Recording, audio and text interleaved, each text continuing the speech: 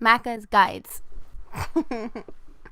Hey, what's up guys? Macca here with completed episode number 46. In this episode, we are taking a look at ScreamRide, which I did previously cover. What makes this episode unique is that I was the first person in the world to complete this game and get all 1000 gamer score on the Xbox One, which I thought was pretty cool, and I wanted to include this game and talk about its achievements, which is why I'm making this episode. Before we get started, I wanted to tell you about an awesome anime streaming service called Crunchyroll, which has the newest and most current episodes of anime straight from Japan and all professionally subtitled. Now, I've personally been watching Attack on Titan, which I would definitely recommend, but they have a wide variety of shows to choose from. Now, Crunchyroll Premium takes that to a whole nother level by offering you ad-free, full HD videos that you can watch on any device. You can try Crunchyroll Premium for free for 30 days by clicking the link in the description to get started. Thanks.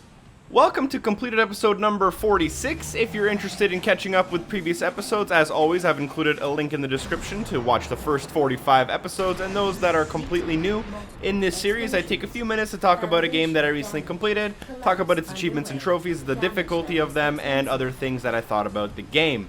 So in this episode, we're looking at ScreamRide, which you can actually see on screen right now, which I started on February the 23rd, 2015, about a week and a half before its launch, as I did get a review copy, and I finished this game on March 6th, so that took me about 2 weeks personally.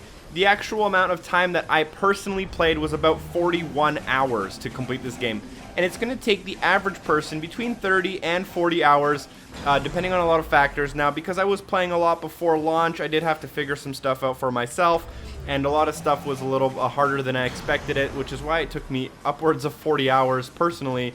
There's a total of 47 achievements in this game, and for the most part, you're going to get most of them by completing the campaign 100%. And then doing a few online stuff by sharing other people's tracks, and then there's a few skill and luck-based miscellaneous achievements.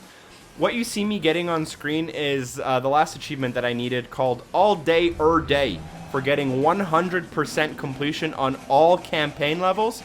Now, there's 3 different types of game modes: Screamrider, Engineer, and Demolition mode. What you see on screen is Demolition mode, and this is the last level I needed in order to complete the game. I am doing a specific task that's, as you'll see here on screen, I'm trying to hit these little 3 floating platforms, and I also need to score a certain amount of points while I hit all of them. I think at the beginning of the video you saw me laughably miss one.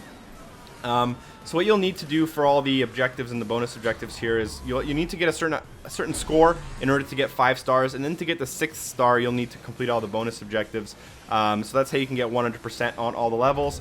There's a total of 60 levels, 20 of each game mode, and some of the later levels are very difficult, which is why I would rate the achievement difficulty rather. I would rate a 6 out of 10. This game takes a little bit of practice. It takes a decent amount of skill and reaction time, as well as a little bit of memorization and a little bit of luck here and there. It's definitely not an easy completion, or not as easy as I would have thought when I first started it. You actually see me get incredibly lucky on screen right here, where I actually completely missed my shot, but it somehow damaged the building enough to take it down. Fun factor wise, I'm going to give it an 8 out of 10. My full review, or my first impressions video, is available on my channel if you're interested in watching that. I've included the link in the description. But this game is highly addictive, very fun, good risk and reward. It has 3 pretty in-depth game modes, but I wish they were a little bit more in-depth.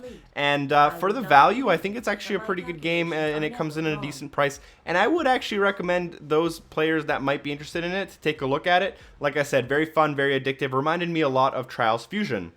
Now, as I mentioned earlier in the video, I was actually the first person in the world to complete this game and get all 1000 gamer score. Like I said at the beginning, I did get about a week head start, but since the release of the game, which was over a week and a half ago, I completed it personally a week ago, only one other person has been able to complete it at the time of my completion. This is the leaderboard. You're going to need all 60 levels. You can see that the top 10 people, they're all a little bit behind me here, but some of them did catch up eventually after a week or two.